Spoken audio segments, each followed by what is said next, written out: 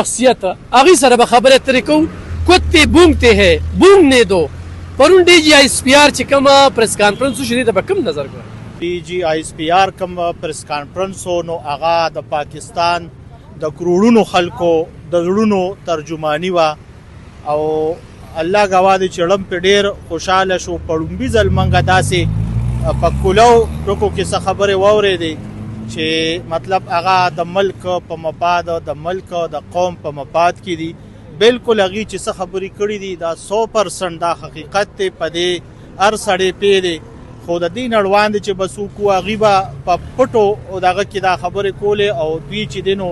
زدا کریډټ ورکوم چې دا خبرې دوی راخکارا کړي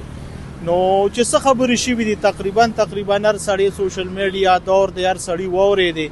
او ډېرې د ملک حواله سره ملک ته نو منګ یو ملک نشتا نو اسم نشتا او چې دین وي ملک په یو چې دیني نو ملک بني نو دا خو بس سٹارټ کې همدغه خبرې روانې دي چې دا پارټي دا د دې چې کم قیادت دی نو همغه خبره ده چې زه ملک روستو او زه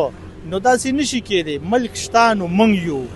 که زمونږه دفاعي زمونږه ادارې چې دي هغې پسې مطلب دا دی چې کم دوی خبرې اترې کوي دا کوي نو دا خو دوی په خپله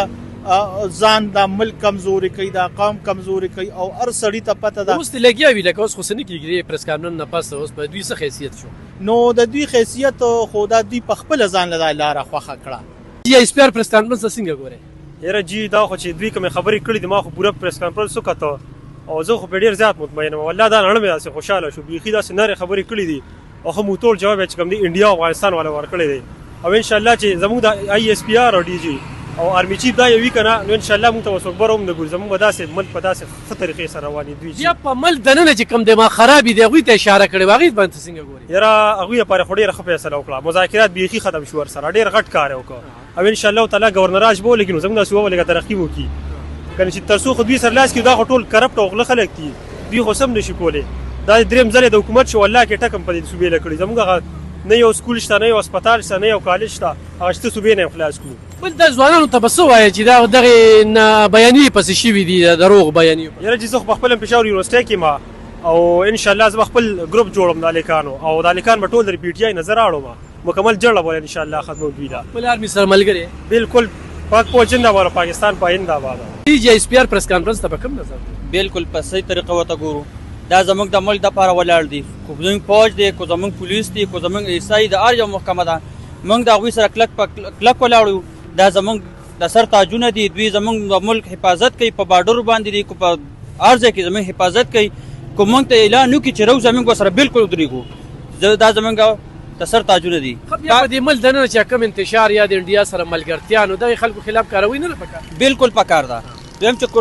کلم کله دوی پانسې کړي شي دوی وایي زموږ دپاره د سپو الفاظ استعمال کړي چې د ملک خلاف تاسو به کېږئ نو دا د سپو کار نه دی او بیا څه کول هم نشي هېڅ هم نشي کولی چې دا د کوتکو د ډسک خلک دوی مقصد چې پانسې شي نو یې لبسوي وي او دا چې وي دماغ یې خراب دی نو دماغ یې خراب دی خو نه دی دی یو دوی دماغ بالکل خراب دی چې څوک زموږ د اسلام جړه ختمه یا زموږ د پاکستان دپاره دوی فکر کوي نو دا بالکل موږ ته ناقابل قبول دي کتونکو دغې خلکو دغه خبرې وکړې چې واقعي دې د ملک د سلامتۍ لپاره خطره ده دې د غدارۍ کردارونه ادا کوي دې چې آی ایم اف ته ځي دې چې د انډیا چینلو ته ځي دې چې د ټرمپ نه مددونه غواړي دې چې د اسرائیلو نه مددونه غواړي نو دا د یو دماغ خرابي کار دی دا د روغ سړي کار نه دی دغه ټولې خبرې په دغه رپورټ کې وشولې چې د ده خلاف ریاست له پکار دي چې بھرپور کاروي وکړي او په دغه پارټۍ باندې پابندي ولګوي